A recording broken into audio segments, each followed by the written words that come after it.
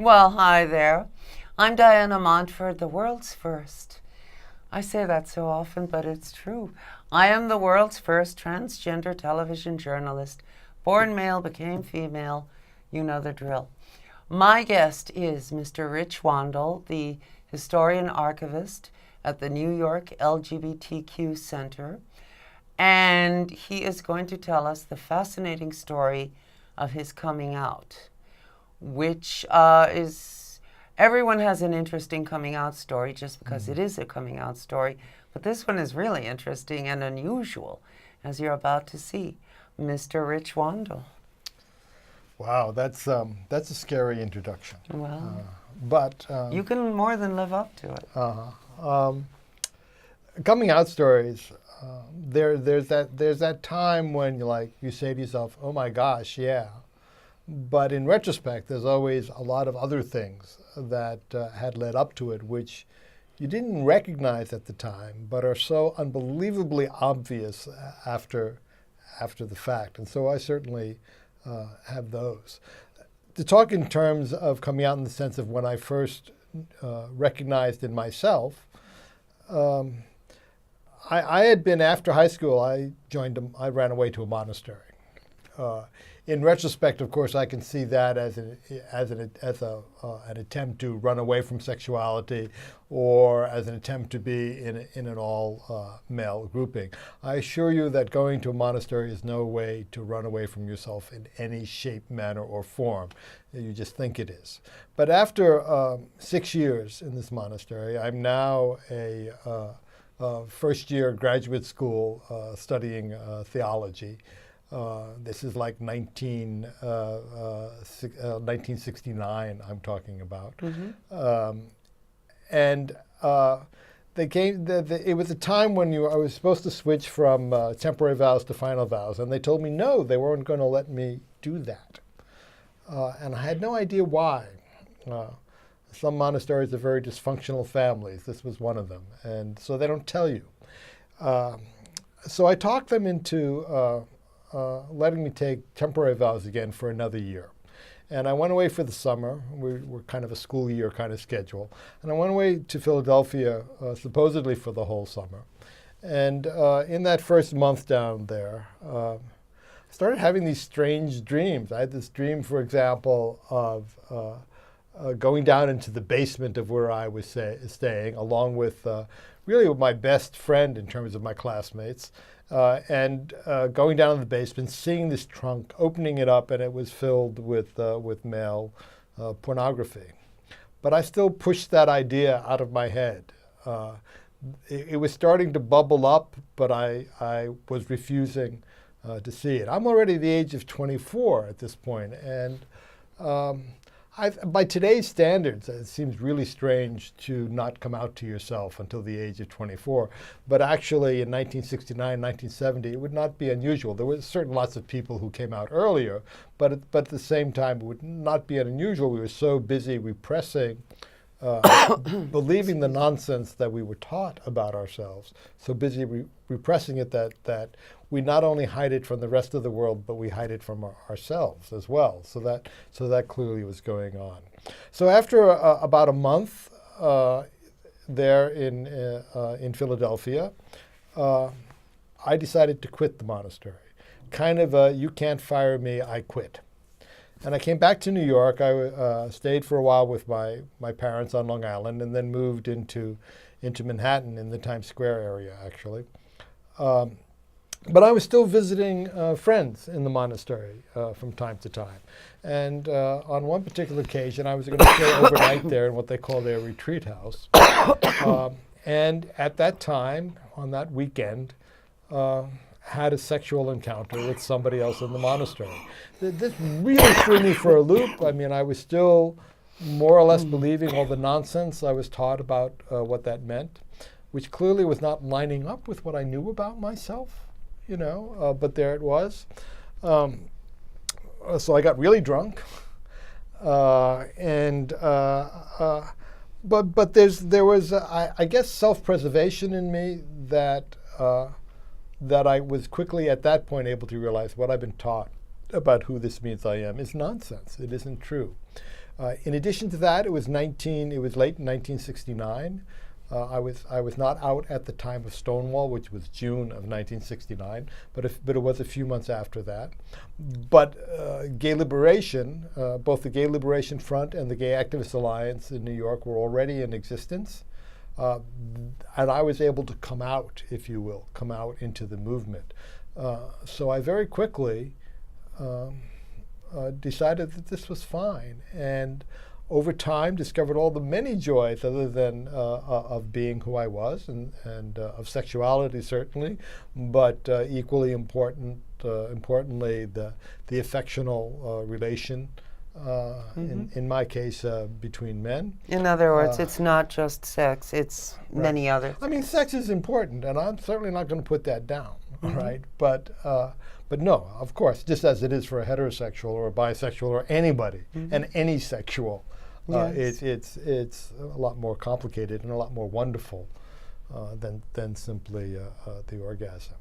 So I very quickly came out, and I'd gone to a meeting or two of the Gay Activist Alliance, which at that time was meeting in a church hall down on 9th Avenue, Holy Apostles Church, one of our earliest religious supporters, an Episcopal church down there.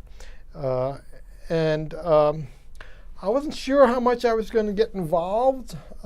I knew that there was about to be a demonstration up at Times Square. At that time, it was very common in the summertime for politicians to quote unquote clean up Times Square. And among other things, that meant anybody who looked gay got arrested. Just enormous harassment going on. And a combination of the Gay Liberation Front and the Gay Activist Alliance decided to do a simple demonstration in the Times Square area. Well, and I hadn't decided that I was going to go to that. I was still unsure about all that.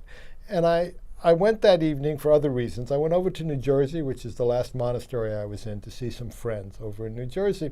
I lived in Brooklyn at the time, so the way home was a bus to Port Authority, walk through Times Square to 6th Avenue to catch the D train. So I'm walking along 42nd Street, going from Port Authority over to 6th Avenue, and there they are. They're having this demonstration, chanting, loud banners. Actually, from our point of view, from our, as it turned out later, rather low-key demonstration for GAA, but nevertheless. But at that time, outrageous because it was a gay demonstration, no matter how low-key. Yeah, exactly. So I joined them. There I was. So I joined them. And we went back and forth along 42nd Street for a while, and then somebody decided, let's go down to the local precinct that was doing the harassment, which is on the west side, I think in the 30s somewhere. That's very brave. And then we did that for a little while, and then we kind of collectively decided that we were going to walk all the way down to the village.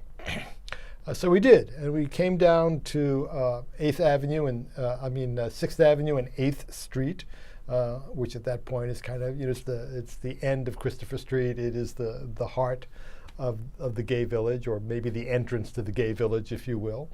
And when we arrived there, it was summertime. They had closed off a section of 8th Street as a pedestrian mall. So this was great. So we were dancing and having fun. And this is when, 1970? This is 1970. And we were having a grand old time. And then midnight came, and at midnight the street was supposed to reopen. So the police wanted us to stop doing this, and we resisted. The crowd was considerably larger at this point. People were partying in the streets, so it wasn't just the people that were in the original demonstration. And beer had been flowing and other things. Undoubtedly. I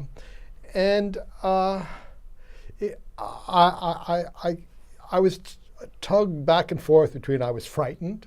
I'd never been in an encounter anywhere near like this before. But on the other hand, there was a growing sense of this is my group. I can't just leave there. So I stayed. There were some provocateurs in the crowd who would throw things at the police by going over the heads of the others in the crowd. And then I also noticed that the police would just kind of pick somebody nearby to beat the crap out of him. and that's And they were all men, not pretty much. There were certainly some women there, but it was pretty much and certainly no men. transgender folk. Not visibly so. All right. But yeah, well, I mean, on 8th Street at that time was, trying to remember the name of it, there was a transgender bar, as a matter of fact. Right after, I used to go to these dances at St. Francis Xavier. And after the dance let out on Friday night, I would go to 8th Street in the summer, and all the drag queens would be hanging Right. out. There was a bar there. Again, then I'm getting old. I can't remember the name of it. I can't that either. That was a transgender bar, or as it would be seen in those days, thought of in those days as a drag bar. Exactly. Ultimately, while this was going on, I was wearing sandals. It's summertime. The sandal broke. I decided I had to go home, and I left. But it solidified for me the idea that this was my community, and it changed my life, because as a result, my whole adult life, in one way or another, has been involved with gay liberation. All right. In those days, very much getting arrested, sit-ins, and that sort of thing. Have you been arrested? Oh, I'm very proud of my 4 arrests. For at demonstrations. Yeah, and these are like sit-ins. In those days, you would take over whatever your target was, an office or whatever, and there was this game you played actually with the police department. When you took over an office, and especially if it was a more liberal office or wanted to be seen as a more liberal office, they didn't want to arrest you. So they would wait until they had to close the office, 5 p.m. or whatever it was, until they had to close the office, and then they would do so. But it was almost like a choreographed play. You would be asked 3 times, literally 3 times, to leave or be arrested. And after the 3rd, then they would arrest people. So that allowed an organization such as the Gay Activist Alliance to predetermine ahead of time who would be arrested, how many would be arrested, which is a financial decision. Because of the bail? Usually it was released without bail, but lawyers' fees and et cetera. So it was a financial decision. Were the police ever violent with any of you? Yes. Especially when we went elsewhere. We went a year or so later, we were doing a demonstration on Long Island. One person, believe it or not, how one person could do this, I don't know, but one person was arrested for sodomy. One person for sodomy, yes. On Fire Island. And so we responded in conjunction with the Gay Activist Alliance of Long Island with demonstrations, and we were trying to be a little cautious. We certainly did not trust the Suffolk County Police, and so we decided to do a simple picket in Hauppauge, which is the county seat and where the police headquarters, among other offices, are. So we did that, and so we're going back and forth, and a simple picket line, and some teenagers showed up across the street on the other side of the road, and quickly on a piece of cardboard wrote "Queers suck," which of course from their point of view was an insult, right? From our point of view, it was a simple and wonderful statement of fact. Statement, yes. Right. So they got tired. The teenagers got tired after a while and went away. And we picked up the sign and started carrying it. As you say, it's a simple declarative statement. Yes. Well, as soon as we were holding it, the police It's obscene. How dare you people? Exactly. And they attacked us with mace and with clubs. No. So we went back, of course. We went back. This time we were planning on going to Riverhead, which is where the county executive's office probably still is, but certainly was at that time. And this is 1971. This is, I'd have to look it up, but roughly, right, in about that time. And we took a look at the map, and we realized that the county executive's office was in a dead end with a swamp behind it. And we decided we wouldn't do that. We also had a feeling that the phones were tapped. So we went through this elaborate... Your phones, the phones of the meeting. The Activist Alliance, right. And so we went through this fairly elaborate false plan on the phone with the Long Island Gay Activist Alliance about how we were going to do this. And then at the last minute, before you turn this one way to go to the county executive, you could turn the other way and go to the district attorney's office, which is what we did. And again, we're attacked, thrown down the stairs. The police did this? Yeah. But No. this is not unusual at the time. All right. Most of our demonstrations, such things did not happen, but you always knew that there was that possibility, and it did happen from time to time. At that time, I lived in the village, and I was 14 years old, and it was very dangerous to be gay because Otterborough youths would come into the village and Yes. bash people. Yes. And in fact, in modern times, and since the election of '45, the amount of hate crimes against gays and also on basis of race, on the basis of religion, and I think particularly on the basis of being transgender, have risen. By not 45, only you nationwide. mean Donald Trump. Yes, right, and that has That's risen. also his IQ, you know. Yeah, maybe. And that includes in New York City. That's true in New York City, Yes. and not only nationwide. And we're in a situation now where, you and I and many others have lived in New York City a long time, and we get a false sense, really. We live in a bubble of liberation. Right. You know, yes. if you're in L.A., San Francisco, Chicago, New York, you really are Yes. in a bubble. Now, I happen to have a lot of Midwestern friends, younger Midwestern friends, many of whom have gone through hell with their families in the process of coming out. And in New York City today, it is estimated that as much as 45 or 50% of homeless youth in New York City are LGBT because they're getting thrown out of their homes, or the situation is so intolerable that they have to leave their homes. So it's very much a reality today, not just back then. Was your family accepting? It's important to note that I was 24, so I'm no longer under their control. All right, I'm an adult and I'm independent. That makes a big difference, certainly. So no, they were not. As a matter of fact, in this time when we were dealing with Suffolk County, my parents living in Suffolk County, we went back for another demonstration. We having to do with the bar rate in Suffolk County. And we were going to do a demonstration one day and be in the bar the night before. And so we stayed, myself and my partner at the time, my lover, to use the Yes, which was the terminology weddings of the then.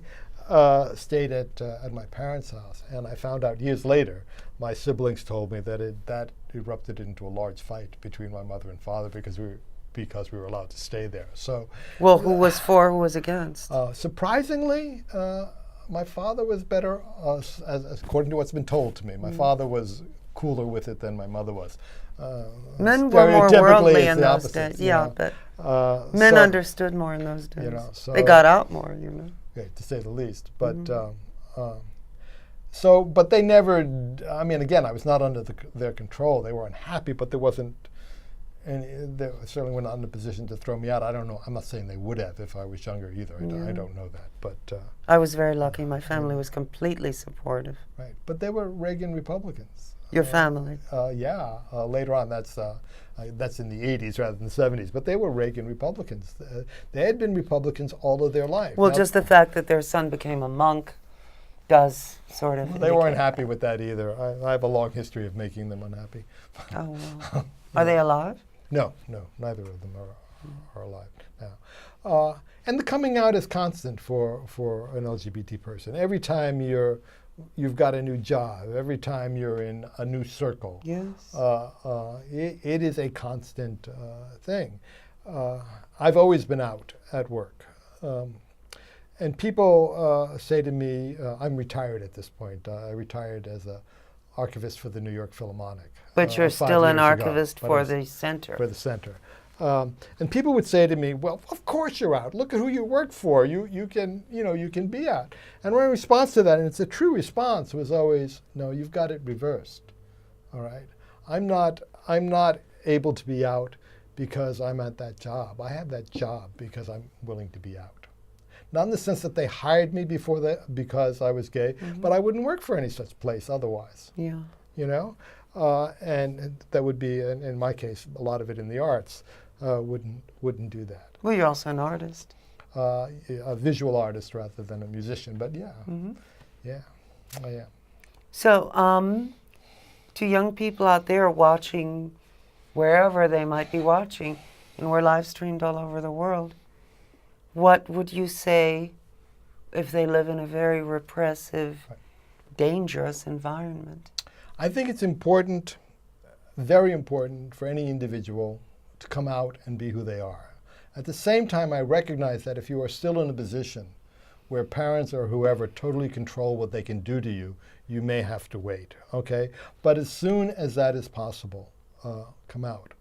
On the one hand, coming out may produce problems of bullies. It may produce problems with family. I have a couple of right-wing siblings, for example, in my family. It may present those problems, but none of those drawbacks are anywhere near as devastating as what it means to be constantly hiding. If you are constantly hiding, or for that matter, hiding at all, on a subconscious level, you are telling yourself that there's something wrong with you, and you are increasing your own self-hatred. Again, I recognize that you may be in a position where it's not yet possible, but as soon as it is possible, for any of the difficulties you might have of lost jobs or not getting a job or whatever, or name calling, it's nowhere near as damaging as being secret is. Yeah, and of course, this show is also seen in countries where it's life-threatening Right. to be LGBT. Right. You know? Yes. So, would you say that so far you're having a happy life? I'm having a great life. I'm very grateful for the life that I have. And what I'm trying to say is, being gay did not condemn you to a well of loneliness. No, quite the opposite. Being gay forced me to question some very basic ideas of this culture. And being forced to do that and realizing what nonsense that is has put me in a position where I can question everything and think for myself. It has freed me in a way that possibly nothing else. Well, I mean, you could also be freed other kinds of minorities, obviously, not necessarily only my specific, but it has freed me in a way that I would not have been otherwise. And in a strange way, my background being a Catholic Church, of course, there was lots of things I disagree with there. But the irony of that, actually, is that my monastery days, in which we studied philosophy, actually in many ways prepared me to reject them, because they taught me to think. My grandfather, my maternal grandfather, was once a Catholic priest, and he taught philosophy, Filosofía y Letras, at the University of Toledo. And he decided that he could be of more use to people not being a priest, so he left the priesthood. But what you've just said is exactly what he said. Philosophy will set you free, and it will show you the hypocrisy and empty nonsense of any organized religion. You know? I didn't realize that your ancestors were from Toledo. I was there last No, they weren't. November. But he was at the University of there, Toledo. okay. He was from Orense. I was In there Galicia. I was there last November, and another pathway to this, of course, is the world of the arts. And in Toledo, You've seen the house Velázquez. yes. Well, not only the Velázquez, but the El Greco. That's what I the meant. cathedral. El Greco, yes. I forget the Spanish terminology, but it's the removal of Christ's cloaks. Yes. And there's something about that painting, among others. Well, they also have that him. just sends one into trance. I mean, Yes. it's magnificent. Yes. Yeah. Yeah. Well, anyway. So did you Yeah. like Toledo? I loved my trip to Spain. Where did you go? All of the major cities. We spent 3 days at the Prado, Ah, yes. certainly. Did you see that hot painting by Goya of a young crucified cross? Yes. It's Goya is very nasty. interesting. His dark side is Oh, there. Saturn eating his children. Yeah, that's Yeah, hideous. is certainly there. But I went with my older sister. I like to remind her that she's older. I went with I'm my sure older she'll sister. appreciate that, yeah. Right. I went with my older sister, and we were very compatible in what we wanted to see. It was all about art. But let's that get we right did. back to, as you were saying, philosophy. In other words, having a broad spectrum of thought will, in effect, rescue you from a hidebound existence of religion. Even speaking just about Catholicism, all right, I'm studying theology in a Catholic institution, but the theology I was taught is really a lot different than what the man in the pew hears. Sit closer to me. You're moving out of camera. Yeah, I'm sorry. It's what the man in the pew hears very differently of the man or woman in the pew. If you're sitting in the pew, you hear things like women's choice. Abortion is always wrong because it's definitely already a human being and you can't do that. If you study Catholic theology, you hear that the great be-all and end-all of Catholic theology, Thomas Aquinas, what he actually said was, we can't know when the soul enters the body, therefore we have to err on the side of caution. Those are two very different statements. Yeah. If you study history, and you look at even something like male masturbation, in the Middle Ages in the West, they thought that the entire human was in the male sperm, and the woman only provided a safe place for growth. So that means jerking off is the same as abortion. All right. So there are obviously not that they were right even then. Even when we were kids, it was. Yeah. Not a popular thing. Go to hell. Go to hell for that. Oh, absolutely. So what I'm saying, though, is by actually studying the theology and the philosophy, aside from any specific, you'll learn that everything is debatable. Exactly. Right? That it is not nearly as rigid and exact, and we know for sure, as the person in the pew, whether it's a Baptist pew or a Catholic pew or whatever it is. Celibacy wasn't the rule until the 8th century, right, as you know. Well, not only that, but John Boswell of Yale a number of years ago, I'm not sure the exact title, but something like Homosexuality and Christianity, his great work, shows that there were marriages within the church of male-male. Women, of course, didn't count yet, but male-male marriages. Would these be churchmen marrying each other? Yeah, sometimes, and others.